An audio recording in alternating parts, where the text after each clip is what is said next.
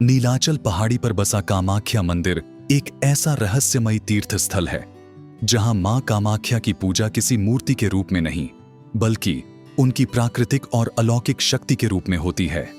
यह मंदिर असम के गुवाहाटी शहर से मात्र 8 किलोमीटर दूर हरे भरे जंगलों और ब्रह्मपुत्र नदी के किनारे बसी नीलाचल पहाड़ी पर स्थित है। हर साल लाखों श्रद्धालु इस पवित्र स्थल पर माथा टेकने आते हैं, लेकिन मंदिर के गर्भगृह में छिपा रहस्य आज भी एक अनसुलझी पहेली बना हुआ है।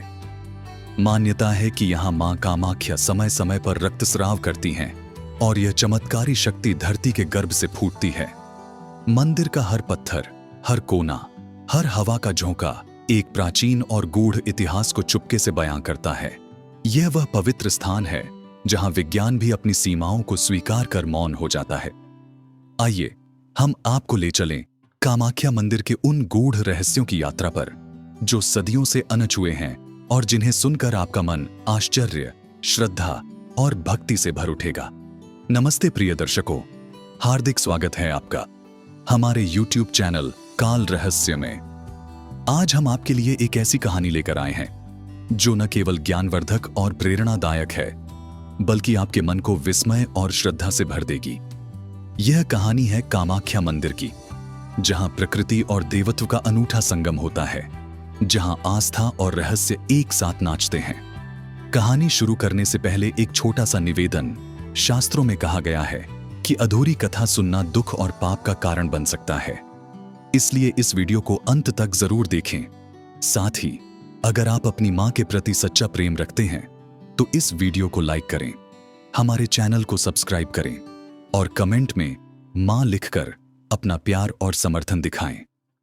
तो चलिए बिना किसी देरी के शुरू करते हैं आज की इस रहस्यमयी और प्रेरणादायक कथा को, जो आपको एक ऐसी दुनिया में ले जाएगी जहां आध्यात्म और चमत्कार एक साथ सांस लेते हैं। हमारी धरती पर कुछ स्थान ऐसे हैं जहां समय थम सा जाता है, जहां दिव्यता का वास होता है और जहां प्रकृति और आध्यात्म का एक अनूठा मिलन होता है। असम के गुवाहाटी शहर से मात्र 8 किलोमीटर दूर नीलाचल पहाड़ी पर स्थित कामाख्या मंदिर ऐसा ही एक रहस्यमयी और पवित्र स्थल है। यह मंदिर न केवल एक धार्मिक केंद्र है बल्कि तंत्र साधना, प्राचीन परंपराओं और स्त्री शक्ति का प्रतीक भी है। इस कहानी में हम उन रहस्यों की यात्रा पर निकलेंगे जो सदियों से इस महाशक्ति पीठ के इर्द गिर्द घूमते रहे हैं। कामाख्या मंदिर उन 51 शक्तिपीठों में से एक है जो माता सती के अंगों के साथ जुड़े हैं। प्राचीन काल की एक कथा के अनुसार जब दक्ष प्रजापति ने एक महायज्ञ का आयोजन किया तो उन्होंने अपने दामाद भगवान शिव को आमंत्रित नहीं किया। इससे उनकी पुत्री सती बहुत आहत हुई। अपने पति का अपमान देखकर सती ने यज्ञ कुंड में अपने प्राण त्याग दिए। अपनी प्रिय पत्नी के निष्प्राण शरीर को गोद में लेकर भगवान शिव विलाप करते हुए पूरे ब्रह्मांड में भटकने लगे। उनका विलाप इतना भयानक था कि सारा संसार विनाश के कगार पर पहुंच गया। तब संसार को बचाने के लिए भगवान विष्णु ने अपने सुदर्शन चक्र से सती के शरीर के टुकड़े टुकड़े कर दिए। ये टुकड़े भारत के विभिन्न हिस्सों में गिरे और जहां जहां सती के अंग गिरे वहां शक्तिपीठ स्थापित हुए। नीलाचल पहाड़ी पर सती का योनि अंग गिरा और यहीं से मां कामाख्या का अवतरण हुआ। आचार्य रवि, जिन्होंने अपना पूरा जीवन शक्तिपीठों के अध्ययन में बिताया, अक्सर कहते थे, यहां माता की योनि ने एक देवी का रूप धारण किया जिसे हम कामाख्या के नाम से जानते हैं। यह सृष्टि की उत्पत्ति का मूल स्रोत है।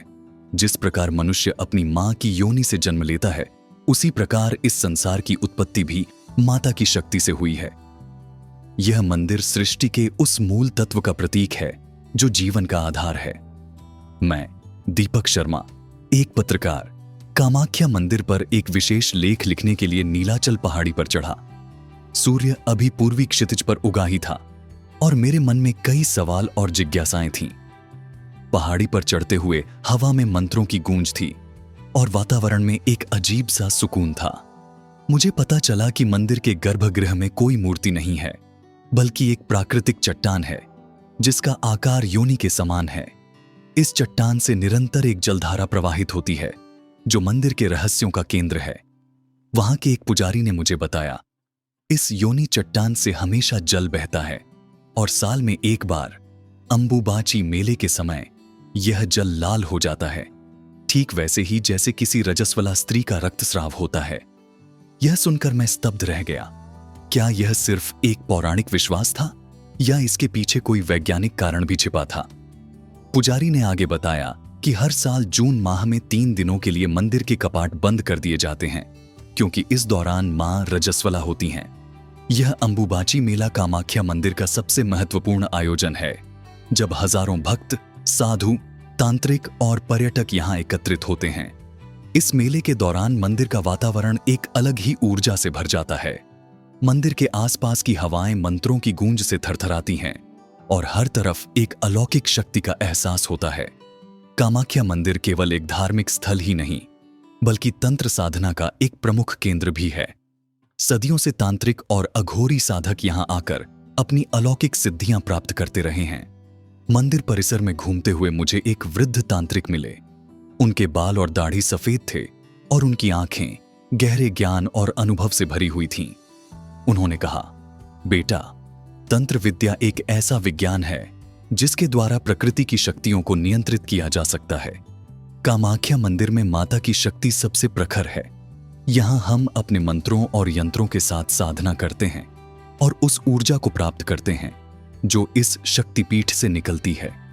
तांत्रिक बाबा ने मुझे बताया कि अंबुबाची मेले के दौरान जब स्त्री की प्रजनन शक्ति अपने चरम पर होती है, प्रकृति भी अपनी पूरी शक्ति के साथ सक्रिय होती है।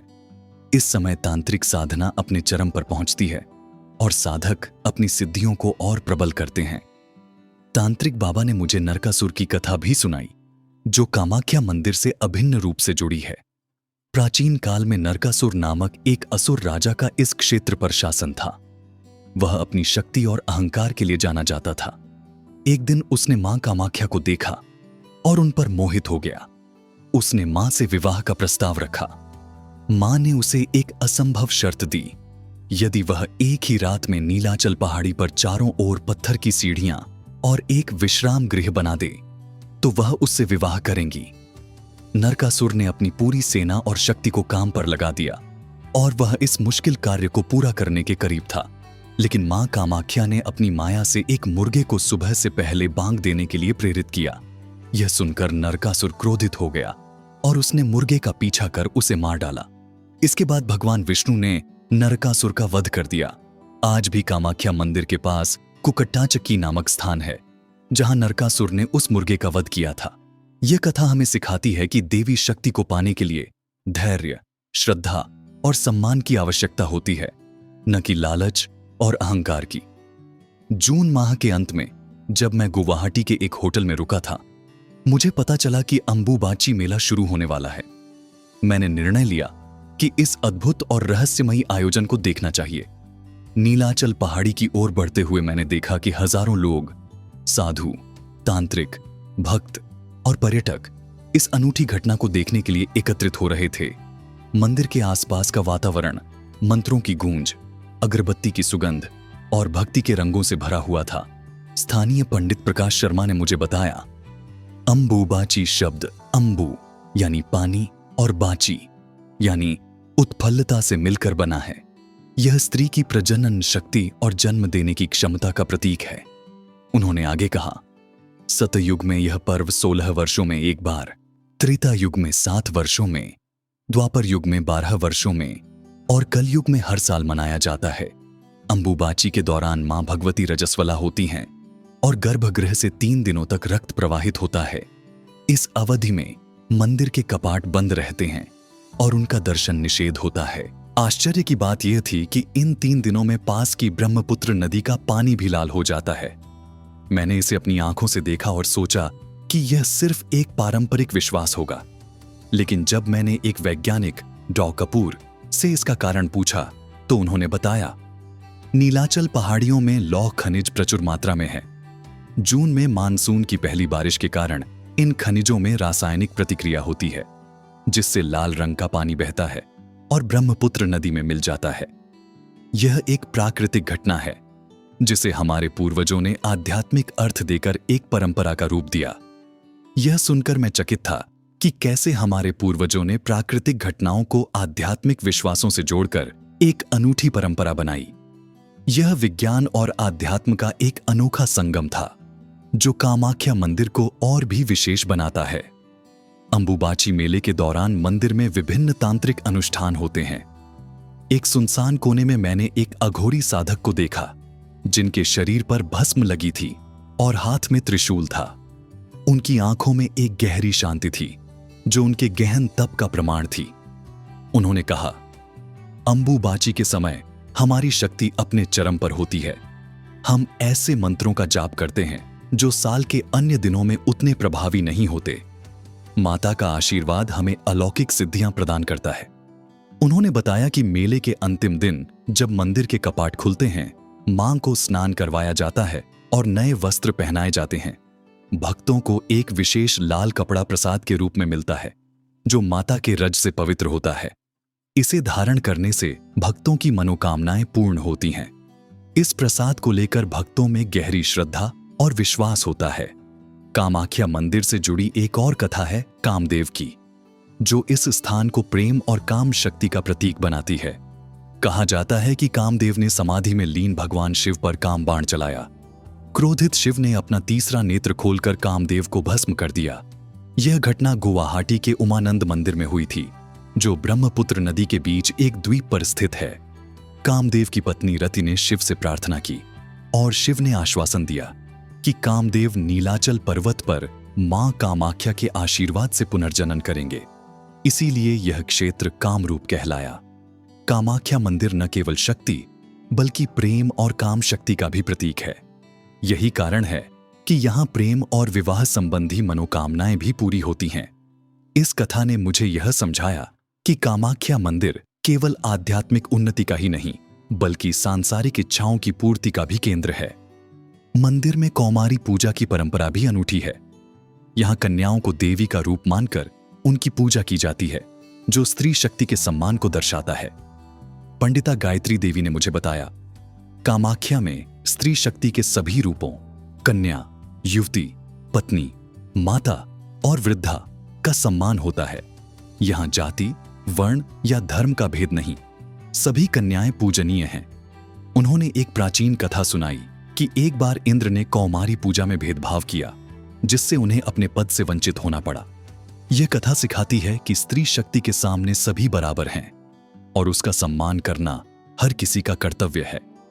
मंदिर में मंत्रों का जाप विशेष रूप से शक्तिशाली होता है। एक वृद्ध साधक ने मुझे बताया, कामाख्या की भूमि में एक अलौकिक चुंबकीय क्षेत्र है, जिसे वैज्ञानिकों ने भी माना है। यहां कामाख्या मंत्र, त्रिपुर सुंदरी मंत्र और 10 महाविद्या के मंत्र सिद्ध होते हैं। उन्होंने कहा कि कई साधक सालों तक यहीं रहकर साधना करते हैं, क्योंकि इस स्थान की ऊर्जा मंत्रों के प्रभाव को कई गुना बढ़ा देती है। मेरी यात्रा के अंतिम दिन सूर्योदय से पहले मैं गर्भगृह में गया और ध्यान लगाया। उस समय मुझे एक ऐसी ऊर्जा का एहसास हुआ जैसे कोई अदृश्य शक्ति मुझे अपने आगोश में ले रही हो। मेरे शरीर में ऊर्जा की तरंगें दौड़ रही थीं। जब मैंने आंखें खोलीं तो वही वृद्ध तांत्रिक मुझे मुस्कुराते हुए देख रहे थे। उन्होंने कहा, तुमने अनुभव कर लिया है ना? यही वह शक्ति है जो कामाख्या में निवास करती है। यह सिर्फ एक मंदिर नहीं, बल्कि एक जीवंत ऊर्जा है जो हर आने वाले को अपने अनुसार आशीर्वाद देती है। कामाख्या मंदिर आज एक प्रमुख पर्यटन स्थल भी बन गया है। पर्यटक मार्गदर्शक रोहित, जो पिछले 15 वर्षों से इस क्षेत्र में काम कर रहे हैं, ने बताया, पहले यहां पहुंचना कठिन था, सड़कें खराब थीं और पहाड़ी पर चढ़ना एक चुनौती थी।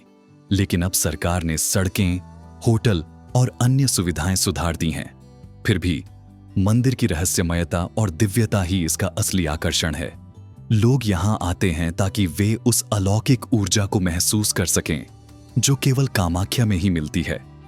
उनकी बात से मुझे समझ आया कि आधुनिक युग में भी कामाख्या मंदिर अपनी मौलिकता और रहस्यमयता को बनाए हुए है। कामाख्या मंदिर हमारी प्राचीन परंपराओं का संरक्षक है, जहां विज्ञान और आध्यात्म का एक अनोखा संगम होता है। यह मंदिर स्त्री शक्ति, प्रेम और साधना का प्रतीक है। यह वह स्थान है जहां हर भक्त अपनी आस्था और अपने अनुभव के अनुसार कुछ न कुछ लेकर जाता है।